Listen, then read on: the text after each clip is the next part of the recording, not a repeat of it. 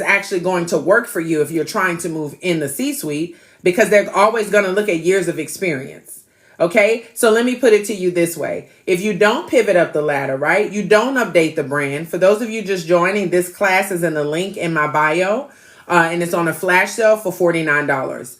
And it's on demand, so you can watch it at any time. And this is primarily to help you bring your brand up to date, understand what language we're speaking in, understand how your brand is outdated. Okay, so if you're still talking about something that happened in 2020 in your resume, outdated. If you haven't updated your resume since 24, outdated.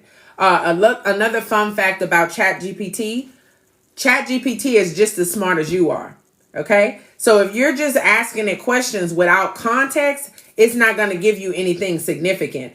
But when you understand, oh, I'm not communicating in terms of, why is my camera doing that? I'm not communicating in terms of how I'm relevant today. Let me go update that. That changes everything. Now you'll notice recruiters are biting. One of the reasons, and I'm going to go over this now, I want you to tell me in the comments if you're experiencing a high rejection rate for jobs. Tell me in the comments if you can just put a little hand like we in church. Amen. Tell me if you're experiencing a high rejection rate. For those of you experiencing a high rejection rate, it could be a number of things. One, you're most likely outdated. Everyone is bracing for 2030 and everyone is looking at immediate risk. Okay, that's one. So when I say that, where does your brand fall in that spectrum, on that category? Right? If you don't know, that's a problem. You with me? Are y'all here? Okay. Oops. Let me scan back down. So if you say, I just keep getting rejected, I did good in the interview. Okay. 2, always ask before you waste your time, is this a job that you're interviewing candidates for internally? Because if they say yes, they're just, that job, you're not going to get it. They're just doing that as a formality so they can go ahead and hire the person in-house. That's 2.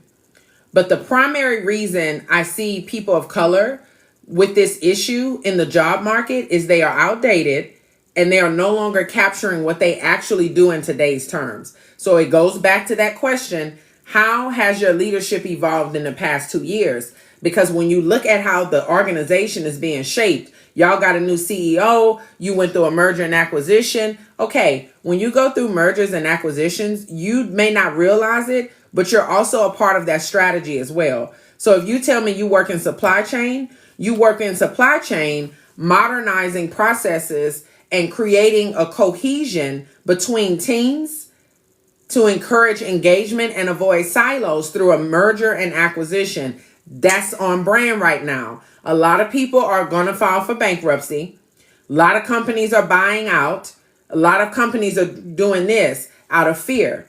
And then some companies are taking advantage of where the market is right now and buying up stuff. I don't know why this thing is so dark. It's weird.